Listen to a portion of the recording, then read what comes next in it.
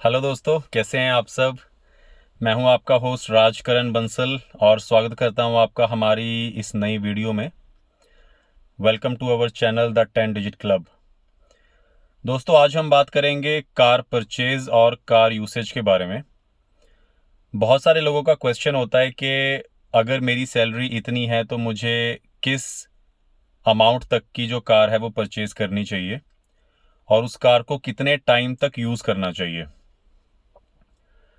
तो दोस्तों, इस चीज़ को लेके अलग अलग लोगों की अलग अलग जो राय है वो हो सकती है। मैं आपके साथ वो चीज़ शेयर करूंगा जो सभी को देखने और सुनने के बाद मुझे लगता है कि एक बेस्ट डिसीजन आप ले सकते हैं। इसमें आपको जो रूल ध्यान में रखना है वो है 6 मंथ्स एंड 8 years रूल। इस वीडियो में हम इसी रूल के बारे में बात करेंगे। तो दोस्तों, 6 मंथ्स रूल ये कहता है कि आपकी जो कार की ऑन रोड प्राइस है वो आपकी 6 महीने की सैलरी से ज़्यादा नहीं होनी चाहिए।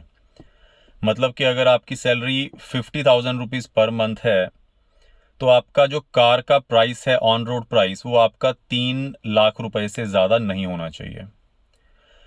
क्योंकि दोस्तों, जब आप एक नई कार परचेज करते हैं तो सिर्फ कार परचेज करने की आपकी कॉस्टिंग नहीं होती है। आपको उस कार के ऊपर रेगुलरली मेंटेनेंस, सर्विस, उसका जो इंश्योरेंस वगैरह रहता है वो आपको कॉन्टिन्यूसली पे करना होता है। और उसके अलावा जब आप नई कार जब लेते हैं तो आपका जो फ्यूल का जो कॉस्ट है वो भी बढ़ जाता है। और अगर आप दोस्तों कोई भी ज़्यादा बड़ी कार ले लेते हैं तो ये सारी जो कॉस्ट है ये सारी कॉस्ट उसके साथ बढ़ जाती है। क्योंकि अगर आप बड़ी गाड़ी लेंगे तो उसका इंश्योरेंस भी ज़्यादा होगा, उसका सर्विस का कॉस्ट भी ज़्यादा होगा और उसकी जो माइलेज है माइलेज भी उसकी हो सकता है कि कम हो। तो ये जो सारी कॉस्ट जो है ये आपकी बढ़ती रहेगी। तो ये चीज़ आपको ध्यान में रखनी है। मेरे कुछ दोस्त जो है मेरी ये बात सुन के मुझसे शायद गुस्सा कर रहे होंगे कि मेरी जो फेवरेट कार है वो तो मेरी 6 महीने की सैलरी में नहीं आ पाएगी। तो दोस्तों, इस रूल को हम थोड़ा सा लीनियंट कर देते हैं।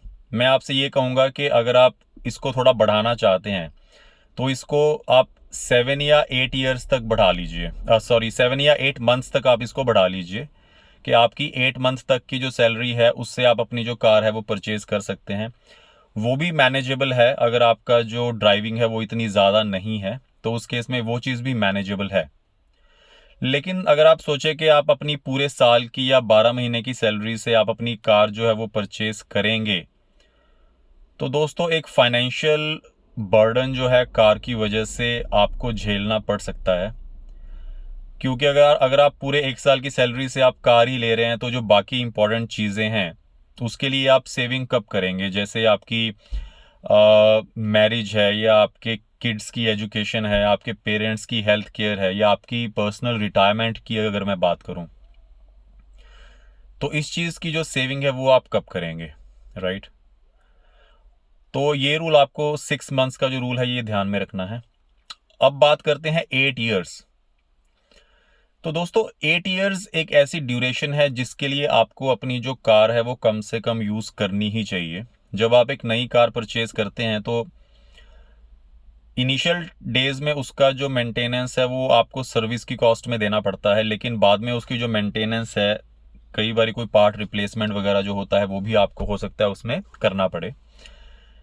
लेकिन फिर भी अगर आप बात करें, अगर आपने गाड़ी खुद चलाई है, सिंगल हैंडेड आपकी गाड़ी चली है तो उस केस में आपकी जो मेंटेनेंस है या आपकी रिपेयर वगैरह की जो कॉस्ट है वो इतनी ज़्यादा नहीं होती। और अगर आप मान लीजिए 5 साल बाद गाड़ी ही चेंज कर लेंगे तो उस टाइम पे आपको फिर से नया इंश्योरेंस, नई सर्विस की जो कॉस्ट है वो आपको बियर करनी पड़ेगी, जो कि एक नए सिरे से आपकी स्टार्ट हो जाएगी। तो 8 years का टाइम एक ऐसा टाइम है जिसमें आप गाड़ी की एक अच्छी वैल्यू जो है वो निकाल लेते हैं। That is my personal opinion. अगर मैं अपनी बात करूं तो हमारी जो फैमिली है उसमें भी 2004 में हम लोगों ने पहली कार परचेज करी जो कि हमने 2017 में सेल करी। और इन बिटवीन हमने 2009 में एक कार परचेज करी जो कि आज की डेट में 2023 में भी हमारे फैमिली मेम्बर्स जो हैं वो यूज़ कर रहे हैं, ठीक है।